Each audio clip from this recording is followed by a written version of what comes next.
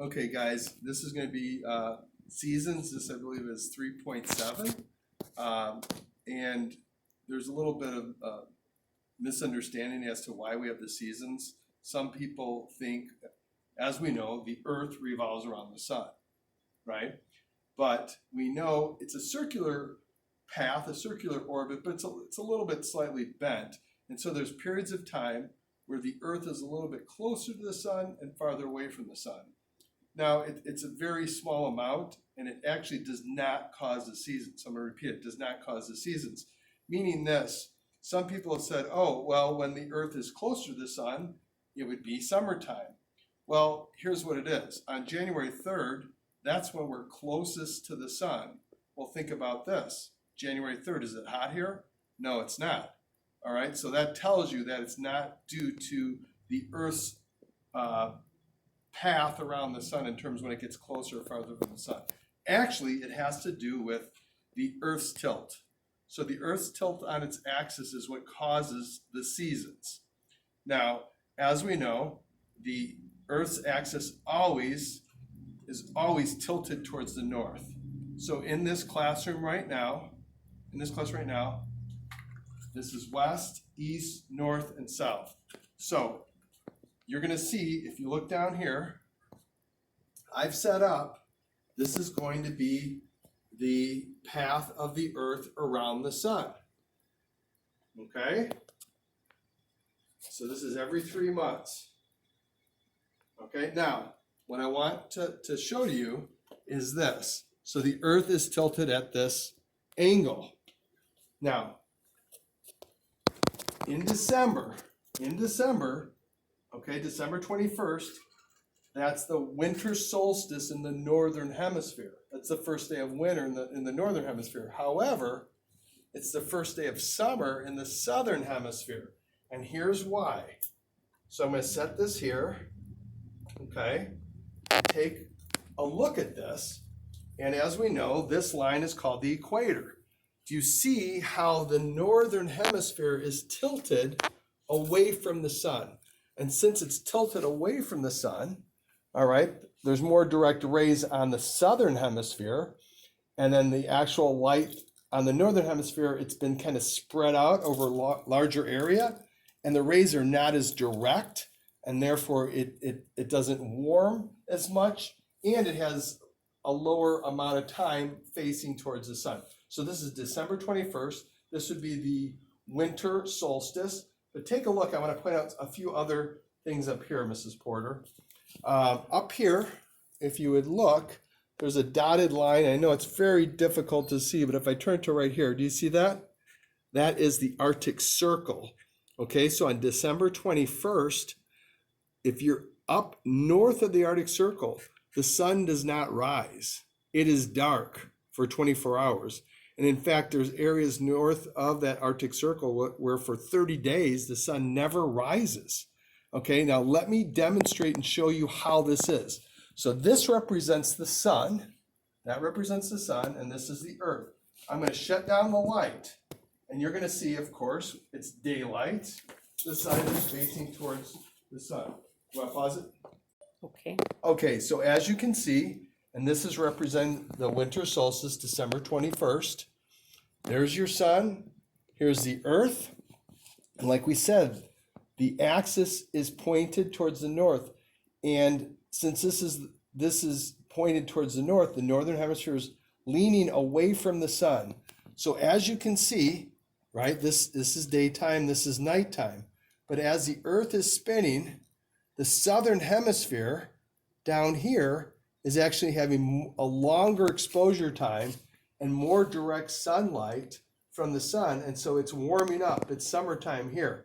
In the northern hemisphere, the days are shorter, so there's less exposure to the heating rays of the sun, and they're less direct. And what's interesting up here, I pointed out earlier, and it's hard to see right here, but this is the Arctic Circle. So if you notice this, as it's spinning, this is the Arctic Circle. It never is exposed to the sun. So that's why they'll say up here on December 21st for the next, say, 30 days, the sun does not rise there at all. You want to pause it? Okay, continuing on. So this was December 21st. We know the Earth revolves around the sun. Now 3 months later, if you look under here, this is March 21st. That's springtime. And if I went like this, you can see the axis is still pointing north. Now, if you notice that the northern and southern hemisphere, neither one of them is pointing towards the sun. Neither one of them is pointing towards the sun. Because the sun, remember, is right here. The sun's right there. Neither north or south is pointing to the sun. So if I turn off the lights, you want to pause it? Okay. Okay, and if you take a look at this, and you want to come over on the top, Mrs. Porter? Look at this. See, the north and the south hemisphere, neither one's pointing to the sun, but it's perfectly even. See how it's going to be even? The light is even. So what happens here is, this is called the spring equinox in the northern hemisphere, because it's March 21st. And the equinox means there's equal day of 12 hours of daylight, 12 hours of darkness on March 21st, spring or vernal equinox. Want to pause? Okay. Oh, as you can see here now, 3 months later, this is June 21st, and the Earth has come back around the sun. And if you look here now, this is the equator, right here, this blue line.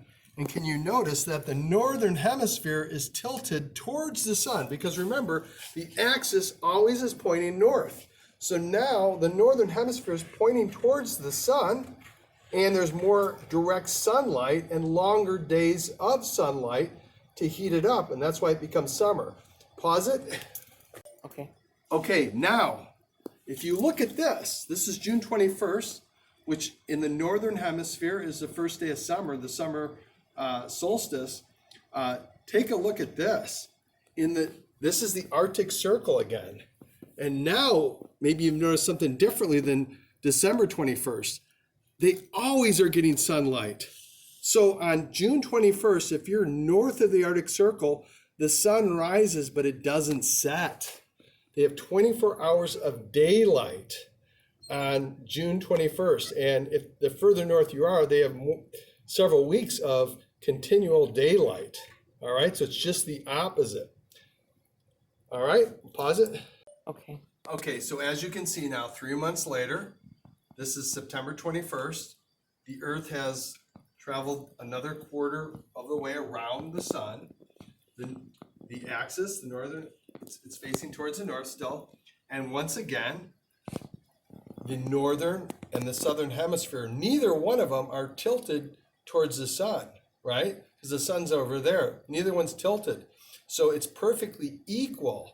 So this actually becomes, in fall, this would be the fall or autumnal equinox. And just like I said earlier, I'm going to turn off the lights in a second, but on the equinox, there's 12 hours of daylight everywhere on Earth. 12 hours of equal day and equal night everywhere on Earth. You want to pause it?